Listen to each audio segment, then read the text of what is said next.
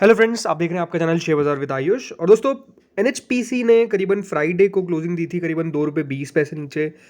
2.59% का फॉल देखने को मिला। हम कह सकते हैं जो प्रीवियस वीक था वो कोई खास बढ़िया हफ्ता रहता हुआ नज़र नहीं आया था, जहां पर आपको गिरावट देखने को मिली हर एक जगह, भले वो मिड कैप हो स्मॉल कैप हो, पूरे बाजार में स्पेसिफिकली देखिए गिरावट थी। और एनएचपीसी का शेयर 8% से ज़्यादा टूटता हुआ नजर आया पिछले 5 दिनों के अंदर, यानी जो प्रीवियस वीक गुजरा उसके अंदर। और पिछले एक महीने में भी ऑलरेडी शेयर आप देख सकते हैं 14% नीचे ही ट्रेड करता हुआ देखने को मिल रहा है। एंड हम लगातार देख सकते हैं कि शेयर का जो एक ट्रेंड है वो थोड़ा सा डाउन ट्रेंड हमको ज़्यादा देखने को मिलता है। और जैसे मैंने कहा, फ्राइडे का सेशन भी कोई खास नहीं था। शेयर देखिए थोड़ा सा ओवरऑल पार पे खुला, उसके थोड़ा सा ऊपर गया एंड देन वापस से शेयर में आपको फॉल देखने को मिला। करीबन 85.05 का उस दिन का हाई था और 87.80 का 85.05 का ओपन था, देन 87.80 का हाई था एंड 80.60 का लो था। तो हम कह सकते हैं काफ़ी बड़े यहाँ पर डाउन साइड देखने को मिल गई फ्रॉम द डेज हाई। और स्टॉक कह सकते हैं 82.85 पे अगर बंद हो रहा है तो दिन का जो लो है वो अराउंड 80 रुपीज़ का, तो दिन का लोज के नज़दीक हमको क्लोजिंग देखने को मिली। अगर मैं बात करता हूँ सबसे पहले जो फ्राइडे को वॉल्यूम हमको देखने को मिली, तो फ्राइडे के सेशन में दोस्तों क्लोज टू 1600 लाख शेयर्स की वॉल्यूम देखने को मिली है। आप देख सकते हैं 1600 लाख शेयर्स ट्रेड होते हुए देखने को मिले अराउंड। एंड डिलीवरी के हिसाब से डिलीवरी का परसेंटेज क्वाइट लो है, बिकॉज ओनली 19% का अगर डिलीवरी परसेंटेज आता है तो इसको कोई खास अच्छा डिलीवरी परसेंटेज नहीं माना जाता है। बट ज़रूर at the end of the day जो क्लोजिंग आई वो 82.95 पर आई और वहाँ पर आप कह सकते हैं 1901 ऑर्डर्स ऑलमोस्ट आपको देखने को मिलेगा। जो आफ्टर मार्केट ऑर्डर्स है वो बाइंग साइड पर आपको देखने को मिल जाते हैं। तो ठीक है, मतलब बाइंग साइड पर ऑर्डर्स देखने को मिल रहे हैं, बट ज़रूर जो गिरावट है वो काफ़ी हो गई थी पिछले हफ्ते, क्योंकि पूरा सेक्टर गिरता हुआ देखने को मिला और जो पीएसयूज चले थे वहाँ पर गिरावट देखने को मिली। बिकॉज हम कह सकते हैं सीबी का जो बयान निकल कर आया था कि स्मॉल कैप और मिड कैप शेयर्स में एक फ्रॉड देखने को मिल रहा है। और जैसे ही देखिए वो फ्रॉड का बाजार में खबर आया, और फ्रॉड मतलब क्या, बबल बनता हुआ देखने को मिल रहा है और पूरे बाजार में गिरावट देखने को मिली।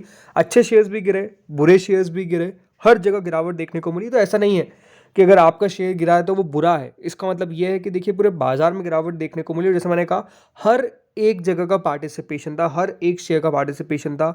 बस जो बचे थे वो लार्ज कैप शेयर्स थे, क्योंकि वहाँ पर ओवरऑल आप देख सकते हैं रिटर्न्स ऑलरेडी उतने कुछ खास नहीं बने।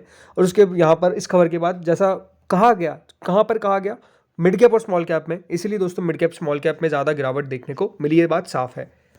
एनएचपीसी में दोस्तों जो एक अच्छी खबर निकल कर आई थी वो यही थी कि कंपनी ने ऑलमोस्ट एक 200 मेगावाट का कैपेसिटी सोलर पावर प्रोजेक्ट जो है वो यहाँ पर जीता है।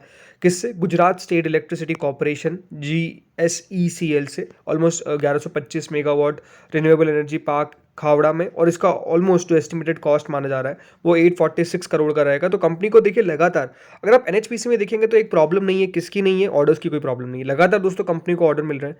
और जो ये काम करते हैं हाइड्रो इलेक्ट्रिक पावर का, इसको लेकर हम ये साफ कह सकते हैं कि ये फ्यूचरिस्टिक ज़रूर है। बिकॉज नो डाउट आप समझ सकते हैं कि जिस तरीके से सरकार का फोकस है कार्बन एमिशन को खत्म करना है, राइट, जीरो कार्बन रहना है, और जिस तरीके से सरकार फोकस भी कर रही है, इसको भी कोई डिनाई नहीं कर सकता है कि गवर्नमेंट का अच्छा खासा फोकस है रिन्यूएबल एनर्जी के ऊपर, हाइड्रो इलेक्ट्रिसिटी के ऊपर। और इसीलिए आप खुद समझेंगे तो एक बात आपने जिनको नहीं पता है, हमारे पावर मिनिस्टर का बयान भी निकल कर आया था जो बहुत इंपॉर्टेंट बयान था। उनका जो बयान था वो आप देख सकते हैं। उन्होंने साफ साफ कहा कि इंडियन गवर्नमेंट ऑलमोस्ट डबल करेगी कंट्री की हाइड्रो पावर कैपेसिटी। तो आप खुद समझ सकते हैं कि जब खुद पावर मिनिस्टर, जो union minister for power and new renewable energy है, RK सिंह, उनके द्वारा साफ साफ कहा गया कि गवर्नमेंट का फोकस किस पे है, डबल करने के ऊपर पूरी कैपेसिटी को। तो आप खुद समझ सकते हैं कि अगर सरकार का फोकस है तो सरकार करेगी, क्योंकि आप खुद यहाँ पर देखिए जो गवर्नमेंट है उन्होंने 47,000 मेगावाट से बढ़ाकर एटलीस्ट 90,000 मेगावाट तक जो है वो कैपेसिटी को लाए। इसीलिए उन्होंने कहा कि when I join India's hydro electric generation capacity was moribund but it had no growth. We had started it. Now we have about 47,000 megawatt installed hydro power capacity.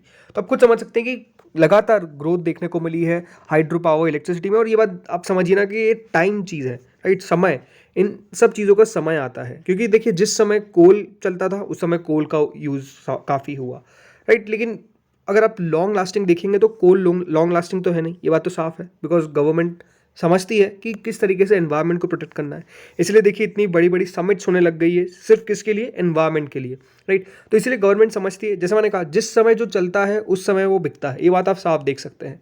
पहले कोल चला, जब कोल का देखिए यूज़ होता था, कोल बिल्कुल तेज़ी से बिका, लेकिन अब हम कह सकते हैं कोल को डाउन लाने की कोशिश की जा रही है और जो रिन्यूएबल फॉर्म ऑफ एनर्जी है, right, renewable form of energy है, उसको सरकार यहाँ पर बढ़ाने का पूरा प्रयास कर रही है। और लगातार देखिए सिर्फ हमारे यहाँ का देश नहीं, राइट, ऐसी बात नहीं है कि सिर्फ हमारी गवर्नमेंट इसका काम कर रही है, अक्रॉस द ग्लोब, राइट, पूरे वर्ल्ड के अंदर दोस्तों इसका यूज़ सबसे ज़्यादा हो रहा है कि किस तरीके से रिन्यूएबल के ऊपर फोकस करना है, इसका फोकस लगातार हो रहा है। तो ये एक अपने आप में एक पॉजिटिव संकेत है इस पूरी इंडस्ट्री को लेकर, ये बात सही है।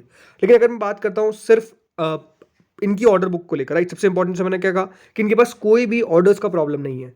एनएचपीसी ने साफ साफ बताया कि उनको ऑलमोस्ट 5065 करोड़ के ऑर्डर मिले हैं from beneficiaries against sale of power during half year FY24। ऐसा खुद कंपनी दोस्तों का है, राइट। इसे लगातार कंपनी बढ़िया करती हुई नजर आ रही है इन सब बातों पे। जरूर देखिए आप एनएचपीसी के लिए प्रॉब्लम क्या है, देखिए प्रॉब्लम है इनके खुद के नंबर्स। सबसे बड़ी प्रॉब्लम यही कि देखिए वहाँ पर काफ़ी उतार चढ़ाव हमको देखने को मिलता है। जैसे कि आप देखेंगे 2029 करोड़ की सेल कंपनी की मार्च में थी, उसके बाद देखिए दिसंबर में कंपनी की जो सेल है वो करीबन फिर से 2056 करोड़ की आ गई। अब ऐसा नहीं कि देखिए जो प्रीवियस ईयर था वो इतना था, प्रीवियस ईयर में 2583 करोड़ की कंपनी की सेल थी। तो ये बात है कि दोस्तों कंसिस्टेंसी की थोड़ी बहुत प्रॉब्लम हमको नजर आती है, बट कह सकते हैं मार्जिन सबसे इंपॉर्टेंट बात क्या है कि जरूर देखिए पहले बिजनेस कंपनी बढ़िया करती थी और बढ़िया करती थी, बट द प्रॉब्लम कहाँ पे आ जाती है कि दोस्तों कंपनी के मार्जिन भी दिक्कत देते हैं।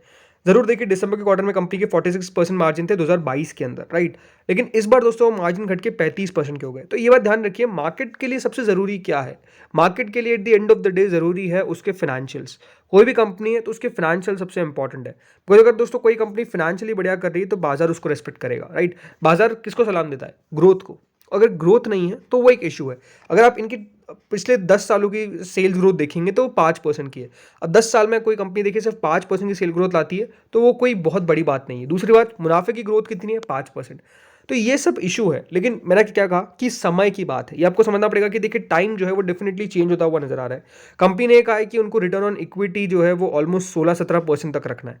अभी दोस्तों कंपनी का जो रिटर्न ऑन इक्विटी है वो कितना है, पिछले 10 सालों का 9%, 5 सालों का 10%, 3 सालों का 11%, पिछले साल का 11%, राइट। ये आप खुद देख सकते हैं, कंपनी का बयान है कि NHPC is focused on maintaining return on equity of 16.5%। कितना, 16.5%, ऐसा खुद कंपनी ने दोस्तों का है। तो आप समझ सकते हैं कि कंपनी की खुद की भी आशा क्या है कि 16.5% तक हम रिटर्न ऑन इक्विटी रखेंगे। बट वो बात यही है कि कितना दोस्तों कंपनी वो कर पाएगी, ये एक इंपॉर्टेंट क्वेश्चन जो है वो निकल कर आता है। बिकॉज कोई भी मैनेजमेंट उसकी कमेंट्री पॉजिटिव ही आपको देखने को मिलती है, बट प्रॉब्लम्स हमको ही पता है जो नजर आते हैं। अब थोड़ा सा इसको टेक्निकली समझते हैं। अब स्टॉक को आप चार्ट खुद देख सकते हैं और समझ सकते हैं कि हुआ क्या है। पहले तो देखिए शेयर में लगातार तेजी बनती हुई नजर आई, शेयर एक वन साइड मूव दिया। अब ये बात हमेशा ध्यान रखिए, जब भी वन साइड मूव होता है ना तो गिरावट भी जोर से होती है, जो एग्जैक्टली हुआ।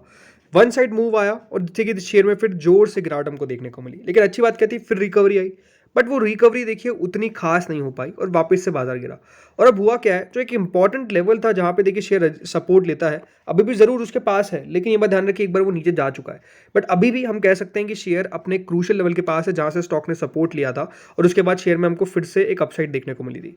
अभी जरूर देखिए चिंता की बात क्या है कि शेयर के जो इंपॉर्टेंट लेवल है उसके नीचे ट्रेड कर रहा है, कौन सा, 50 डे और 20 डे मूविंग एवरेज के। जो 20 डे मूविंग एवरेज है वो करीबन 90 का है, 50 डे मूविंग एवरेज अराउंड 83 का है, लेकिन उसके नीचे शेयर ट्रेड कर रहा है करीबन 82 पे। अब ये बात ध्यान रखिएगा, इसका जो 100 डे का मूविंग एवरेज है वो 71.81 का है, जिसको नीचे में ब्रीच नहीं करना चाहिए। देखिए कंपनी को लेकर एक अच्छी बात क्या है कि कंपनी का, जैसे मैंने कहा, कोई ऑर्डर्स की कमी नहीं है। जस्ट प्रॉब्लम कहाँ आती है, प्रॉब्लम देखिए इन कंपनीज में एग्जीक्यूशन में आती है, ये एक सबसे बड़ी समस्या रहती है।